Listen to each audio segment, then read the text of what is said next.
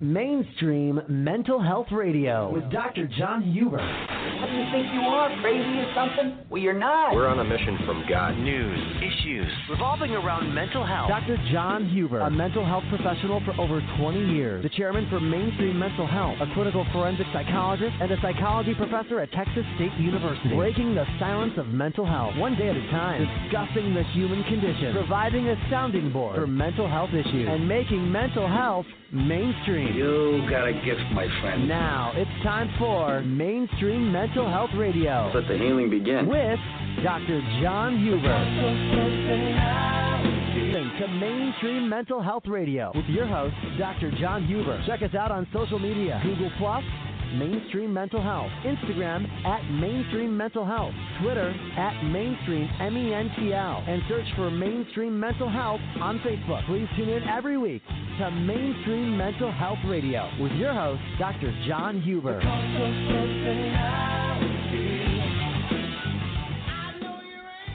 Good afternoon. You're listening to Mainstream Mental Health Radio Show. I'm your host, Dr. John Huber. Thank you for listening. Remember to share our podcast with your friends and family, and check us out at mainstreammentalhealth.org. And you can follow us on the Mental Health Radio Network. And today we've got an exciting psychologist who's coming on the air. She's from Canada, and she writes for Forbes and Psychology Today.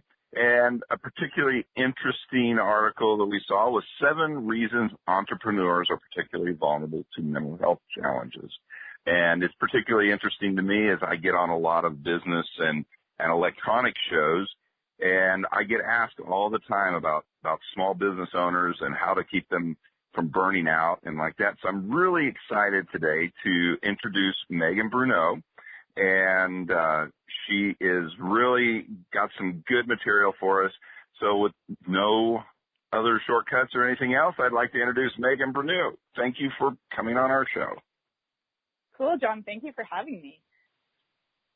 Excellent. It's great to hear. And I should clarify, too, that I'm actually not a psychologist. I feel like the registered psychologist listening might be offended by that.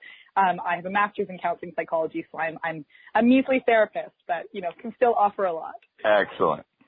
Thank you very much. No worries. So, yeah, I'm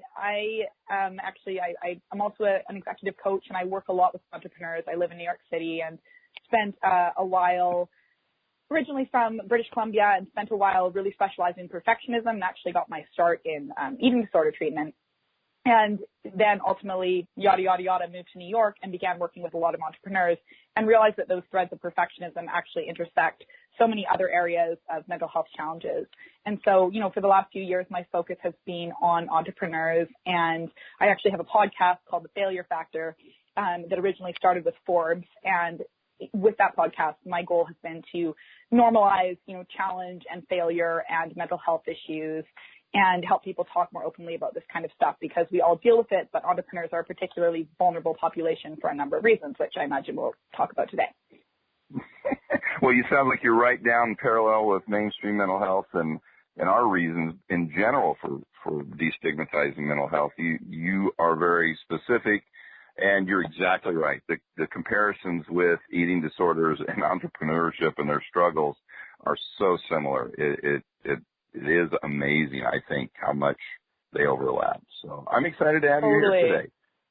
Thank you. Thanks for having me. So well, let's look a little bit. One of the big things that I see is a lack of management of stress with small business owners and their ability to balance their executive functionings as a business owner and their human life, their life outside of work. Yeah. Is that totally what you see? Absolutely. Yeah. I mean, I think, again, there's a number of reasons for that, but there really is this sort of narrative in the entrepreneurial culture or the small business culture that your life kind of becomes work and, you're never not working. And even if you're not physically doing work, you're still thinking about work. And there's a lot of anxiety wrapped up in that. And a lot of guilt that people experience if they do anything that seems indulgent or quote unquote unproductive. And I try to help a lot of people make a shift from that idea of productivity or productive time to meaningful time. because actually we have so many studies to support that it's really important to practice self-care and take vacation and connect with loved ones. And all of that actually makes it so that you are more productive in the time when you are working. But the voice of perfectionism and criticism and everything like that will tell a person otherwise. And, that's so true. I find it even in what I do, we went about 3 years without having a vacation. My kids are like, Dad, we haven't done anything. And I was like, whoa, wait a minute. I didn't realize because I was so wrapped up in everything. And, my wife, she's trying to be supportive, so she's not making a big deal about it. But my kids are like, no. And so we were able to, step away from my work and go and have some great experiences. And we've done pretty good since then about making sure we take a couple weeks off here and there every few months and go do things. And, from snow skiing to camping. And actually my kids love hunting and fishing. It's really crazy. Yeah. So. Oh, that's awesome. Well, and, I think in the current day, technology, while it's been so helpful, it's also making it so that so many of us can work remotely, which, seems ideal to be able to travel everywhere and work from there and not be bound by, going into an office and things like that. But it also creates this tension in which we feel this pressure to keep working all the time. I mean, I'm heading to Costa Rica tomorrow, actually, and I have to practice what I preach. And I'm like, I am going to have, X number of days in which I see 0 clients because I see a lot of my clients remotely. And so, actually making sure that I have that time with myself and I'm able to reflect and connect. Because yes, like that vacation, that, and it doesn't have to be, go off traveling, even taking days off and just having time to have authentic connection is so important, as we know, in mitigating depression, isolation, shame, all of that kind of stuff. And for the health of your relationships. I mean, it's wonderful that you have such a supportive partner. And, she has needs as well. And so being able to make sure that, you have those conversations where her needs are being met or both of your needs are being met and there's some compromise so that the relationship is also as valuable as your work. It is, and I try to take little vacations during the week, and what I mean by that is I practice martial arts, and my instructor is from Korea, and he teaches us in Korean. So I walk in, if I'm thinking about work at all, I'm messing up and sometimes ending up on my backside going, whoa. Right. So it's helped me a lot. My wife is actually a black belt, and so am I, and my son, and my daughter's almost there. So we're kind of in that together, and it helps me, and it's something we can do as a family. But again, it allows me that vacation during the week, even if it's an hour or 2 hours where I am not at work. Yeah, and that's on a number of levels, that's great because you do have to be fully present, especially if it's being taught in Korean. Martial arts are certainly a form of mindfulness or of meditation. And so having things in one's life, exercise being one of that, I mean, it's easier to think about work on a run per se than, while you're rock climbing, right? Like we're playing a sport. So it can be really helpful for people to sign up for things or do things that, yes, give them that endorphin high, but also really bring that focus and mindfulness into their life where, they're not thinking about work and they're focusing on something. Well, and like rock climbing, martial arts, I can't take my social media with me where I can when I run or I'm on the treadmill at the gym. So it's like that I figured out really early was not the avenue. I needed to go where I can't have access to it. And it's such a blessing. It really is. Well, with all of that, we also have, the fear of being an entrepreneur. I mean, there's a certain safety about working for corporate America where you go in, you do your 40 hours and get your paycheck. When you're the boss, when it's your business, you have your time as the boss and you're in control out there trying to sell, but you have employees and they expect their paycheck. So that means if money isn't coming in, they may get paid and you don't. Yeah. There's a lot of fear about that. So how do you deal with that principle?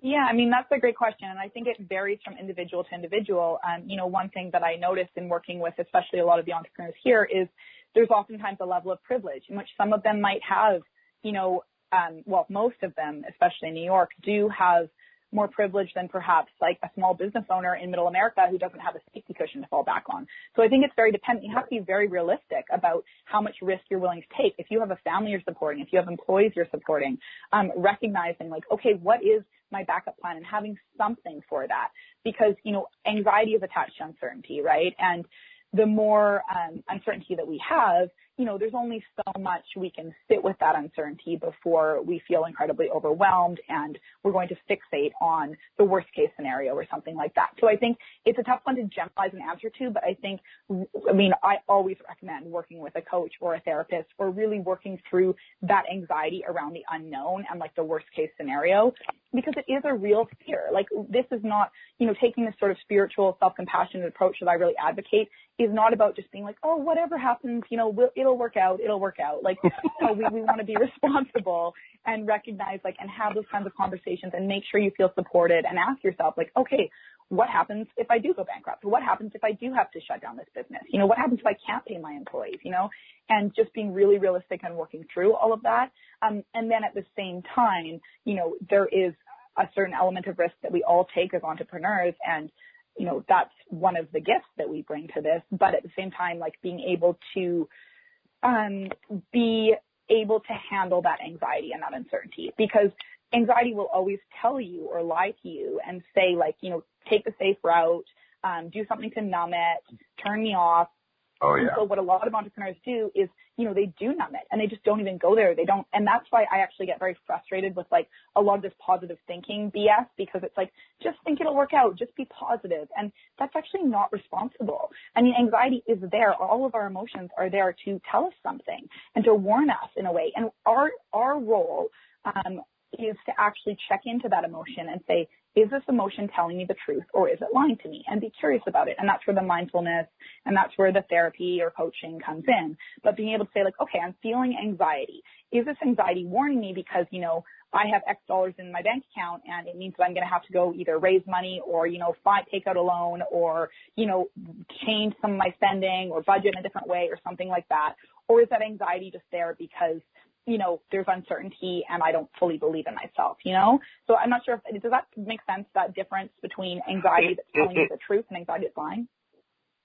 Oh, no, that is exactly correct. And, you know, it also, I love what you're saying about going and finding that coach or that therapist to help you get through some of this, because what happens is you can't go to your employees and talk about it, because then they start looking for other jobs, because then they're like, oh, my goodness, you know, this thing's falling apart, when it's just a normal process that has to happen in business. And then, and then the families, you don't want to scare your families, so you become very isolated and feel like you're alone and the only one shouldering the burden. Having that coach or that therapist working with that is so important. I really believe that. Yes, absolutely. And especially for the messaging and the communication and, you know, defining who you do let into that inner circle, or who you do let into your sort of ultimate authentic truth. Because really, like, the more we isolate or the more we practice this, like, impression management that we do have to practice in some cases as you know, business owners, we do create shame, because, you know, as you probably know, I mean, shame thrives in secrecy, and it's created from that disconnect between like who we authentically believe we are and like what we're putting out there to the world. So when we can have people in our circle, and sometimes it just is that coach or that therapist, but if it can be a partner as well, or, you know, close friends or entrepreneurial, you know, friends, or they don't even have to be entrepreneurial, but just people who understand and whom you feel like you can actually have this transparent communication with, then it helps not only provide that consultation space, but also mitigate that shame that causes us to just ignore whatever's going on and then end up being screwed over because we never actually looked into what our difficult emotions were telling us and we're not prepared. Oh, and all that shame leads to depression and that sense of helplessness and hopelessness, and that will cause your business to fail, whether anything else is going wrong or not. So yes, absolutely. I mean, we know that, like, shame, unfortunately, there's this vicious cycle where shame causes isolation, and then isolation causes more shame. So becoming aware of that is really important, because we have to go against our instincts, and we do have to reach out or set up things, you know, processes whether it's someone reaching out to us or checking in, or doing the difficult, uncomfortable thing that, particularly for men, particularly for entrepreneurs who, you know, have some perfectionistic tendencies and whatnot, it can be more challenging to reach out in the face of that shame, but it's actually exactly what we need. And depression, again, like, we have so much research to support that it saps motivation, concentration, focus, productivity. So really, like, although it might not seem intuitive to be reaching out, spending time with friends, connecting, having intimate conversations with your partner or coach, it's really important, because ultimately it actually will make you more productive, more aware, and be able to see, the forest for the trees in your business from a different perspective than you might see when you're in this myopic place of shame and self-criticism. Well, you already said it. I mean, it's really that entrepreneurial spirit is about independence and being your own person and building on your skills and abilities. And it goes against a lot of those internal beliefs to actually stop and go get some help from somebody. And totally. but what is a good manager but somebody who knows when, okay, this is beyond my scope, I need to get somebody who can do this stuff and move forward and trust in them. It's the same way. Exactly. And that's the emotional intelligence piece, right? That again is developed through consultation, therapy, coaching, but also contemplative practice, right? So, martial arts, but also meditation, yoga, Tai Chi, Qigong, like walking and just reflecting on your bodily emotions, somatic practices, and acupuncture. Like, there are so many different ways that we can become more aware of our emotions, and some education, of course, can be very helpful to recognize that, like I said earlier, they are there as signals and they are meant to be listened to and explored rather than numbed or suppressed. And, entrepreneurs, oftentimes, yes, like, we're very independent. We pride ourselves on not necessarily needing help or, being able to get things done. And at the same time, I mean, that can leave us very isolated. And it can also prevent us, like, one of the qualities of perfectionism is not being open to feedback per se, or being very defensive in the face of feedback, because we attach our identity and our self-worth to success or to the success of our business. Yes. And so we do this thing called globalizing, where, if someone says, that wasn't a great presentation, or, that I don't, you were kind of reactive in that meeting, or this seems like it was sort of a silly decision or whatever, and they give us some feedback. We don't hear the feedback they're giving us. We hear, you are a failure. You are bad. You are not good at, owning this business. And so in order to preserve the ego or to preserve the sense of self, we will be completely defensive to that, and we won't be able to actually absorb that feedback, rather than, the alternative, which is one where we reflect on what they're saying with self-compassion and recognize, like, okay, here is an area that I can work on, because I'm an imperfect human being, and, my actions do not necessarily define me. And of course there are areas that I want to work on. And in many ways, like, it's great that we all have areas we want to work on, because if we were all maxing out our potential right now, I mean, we wouldn't really be able to grow, and thus wouldn't be able to succeed further as entrepreneurs. So, a huge part of this work and really optimizing both our mental health and our potential and success as entrepreneurs is being able to reflect on those areas of growth and, take feedback and ask for help, and just learn these new skills and different ways of relating to ourselves and to others that we may not have benefited from when we were children, taking care of family members, or, trying to protect ourselves from bullies who were criticizing us, or, wherever we started to develop this really hyper-independent way of relating to ourselves in the world. I think that's very important and essential, because it plays over into the entrepreneurial's role as manager too. I mean, if you're doing everything, you're going to get bogged down and only see what you're doing. You have to, you hire people because you think they have skills. You need to step back. And as a perfectionist, you have to learn to be happy with excellence. And, that might be that person's idea of perfection. It may not be your idea of perfection. You may, you should have done it this way. But look at their work. Is it excellent? If it's excellent, you're going to thrive and you're going to do well, and learn to accept excellence and not necessarily always having to have perfection. Yeah, and treating not only yourself as a human being who is imperfect and, fallible, but also your employees as such. And, that's, again, where this work is so important, because it's all about recognizing it's mindfulness. It's all about recognizing our urges or our instincts, and then being able to stay with that, sit with it, and maybe do something differently.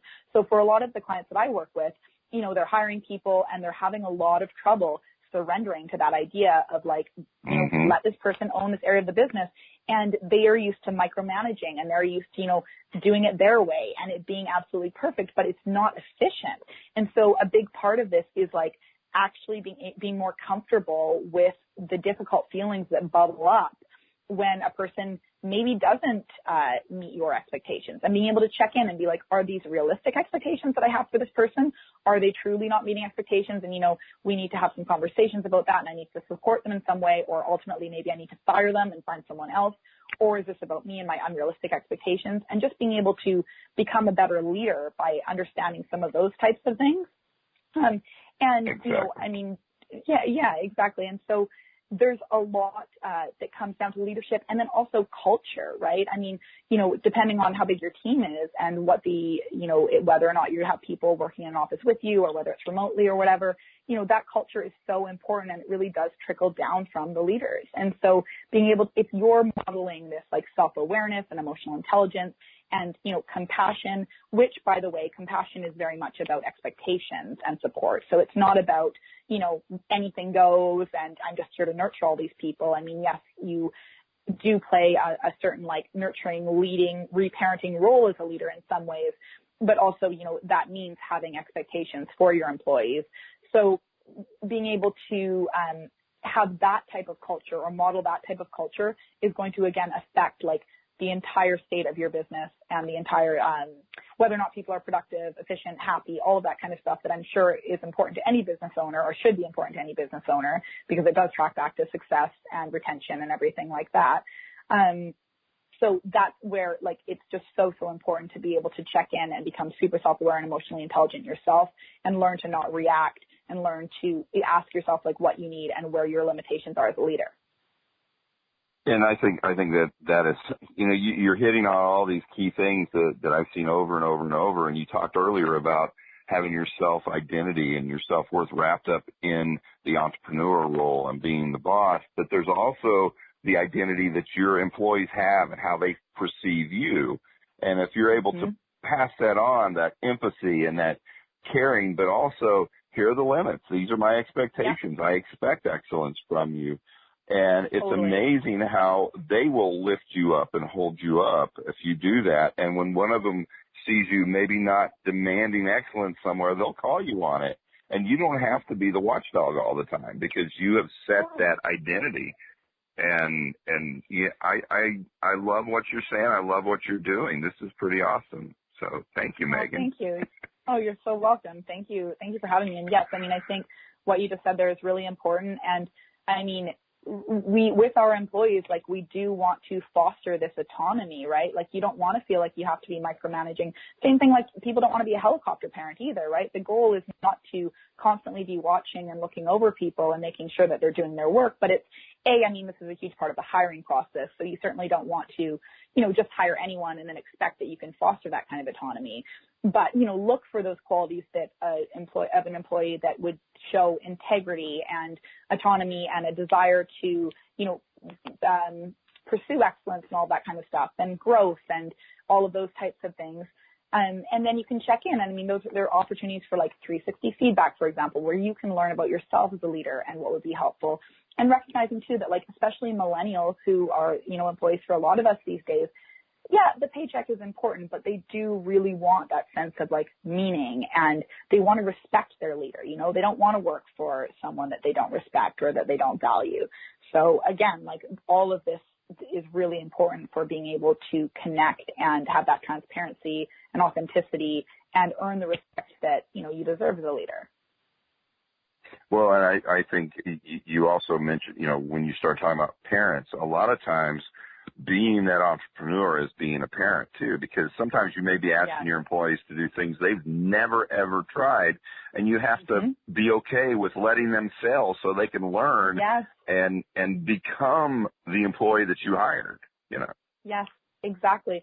I mean, you know, we want, with ourselves and with everyone around us, we want to have this still, as I said, expectations for integrity and responsibility and self-awareness and all of that. But it also means that we expect that we and the people whom we're leading, or the parents the children whom we're parenting, they are imperfect and they are going to make mistakes. And if we create a culture, whether it's in our family or whether it's in our workplace, if we create a culture of fear in which employees or children feel like they can't take a risk, or if they take a risk and they fail, then they will be berated, or, their support will be depleted, or they won't be loved unconditionally, or they won't be supported in that process, they're not going to take that risk, and you're not going to have much movement, and it's going to be incredibly frustrating in your company, or you're going to have children who are very fearful. And so being able to, again, offer that, it all comes back to that attachment, right? Like being able to offer that secure base where either the child or the employee can kind of, go off and try these types of things with integrity and with a desire to succeed. But when they don't succeed, because inevitably there are failures or, bumps along the way, there's a space for like support and consultation where, you can work through it and see like what went wrong, what do we need to do differently next time? What did we learn from this? What do you need for the future? Not unlike, I always say it's just like a great athletic coach, like you go, I'm a soccer player, and so I always use the example of like, you're on the soccer team, you're expected to show up for practice at whatever time it is. If you don't show up for practice, you probably won't play in the game. But if you miss that penalty kick, you're not going to get kicked off the team. Your coach is not saying you are a terrible soccer player and I don't want you here anymore. They're going to say like, okay, that's, you messed up. Like, that's okay. We all mess up at times. What went wrong? What do you need to practice to make sure that, you're going to make the goal next time? And like a coach, a good parent does the exact same thing. So does a good entrepreneur. Use that failure as a teaching moment and let them grow and foster, so you're not playing head games with them, and you let them know that if there's anybody on the team making that penalty kick, you're the one I want out there. So, just because you missed it doesn't stop that. And that's so important. Wow, Megan. Well, this is amazing. Where can my listeners get a hold of you and find out more about what you do? Yeah, please go to my website. It's just my first name, last name.com, Megan Bruneau, MEGANBRUNEAU.com. You can also find me on Instagram, which I put a lot of sort of inspirational content out there that I think is not like the cheesy, like annoying inspirational content, if that makes sense. I'm pretty transparent about my own battles with mental health struggles. I have struggled with, eating disorders for many years and anxiety and depression, and you can talk a lot about my own healing journey with that. I'm on Twitter, I'm on YouTube, I have a Facebook page, and you can also just email me at megan@meganbruneau.com. I'd love to hear from you. And I have a podcast, as I said, I'd love for you to listen to if this interests you. It's, as I said, called The Failure Factor. It's on iTunes and everywhere else. And we talk about failures and what people learn from failures for the most part. So it's a really great way to remind people that failure is just part of the process, and learning how to dance with that is really the greatest skill that we can learn. Wow, that is such an important message that I think, that's one of the problems that we're facing with our young generation now.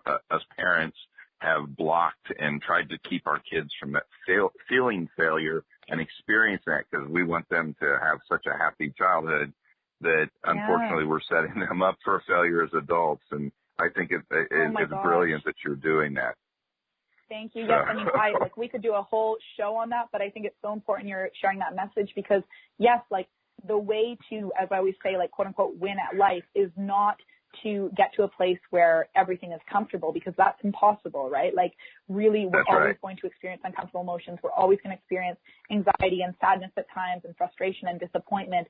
And so, when children are coddled to a point at which they don't ever feel those things, or they don't learn how to feel those things, they don't know how to support themselves once they get into the real world. So it's really important to teach, how to support oneself and let a person experience an emotion and recognize that emotions come and go. And the way to get through that is self-compassion and connection and self-care and, acknowledging the impermanence of it all, rather than trying to live a life in which you avoid any difficult emotion. Exactly. That is so true. And more people need to listen to it. Unfortunately, probably the people who are listening to you and I aren't those people, but the more we get our message out, right? Exactly. The more we get the message out, the more platforms we're on, the more people we're gonna get with that message. So thank you again for doing that. Yeah, so I'm trying to infiltrate through Forbes and, hit all the entrepreneurs who don't want to feel anything and hope they come back to more exactly of a spiritual mental health perspective. Awesome. Well, thank you so much for having me, John. This has been great. Thank you. Well, that concludes our interview today. I'd like to thank everybody for listening, and especially I'd love to thank Megan Bruneau, and check her out on her website and her blog, and follow her on Instagram as well. But I want you to come listen to our blog at Mainstream Mental Health Radio. You can find us on iTunes, Blog Talk Radio. Follow us on the Mental Health News Radio Network, and share our website, mainstreammentalhealth.org. And remember, life is what happens while you're making plans, so buckle up. Thanks for listening to Mainstream Mental Health Radio with your host, Dr. John Huber. Check us out on social media, Google+, Mainstream Mental Health, Instagram @Mainstream Mental Health, Twitter @Mainstream MENTL, and search for Mainstream Mental Health on Facebook. Please tune in every week to Mainstream Mental Health Radio with your host, Dr. John Huber.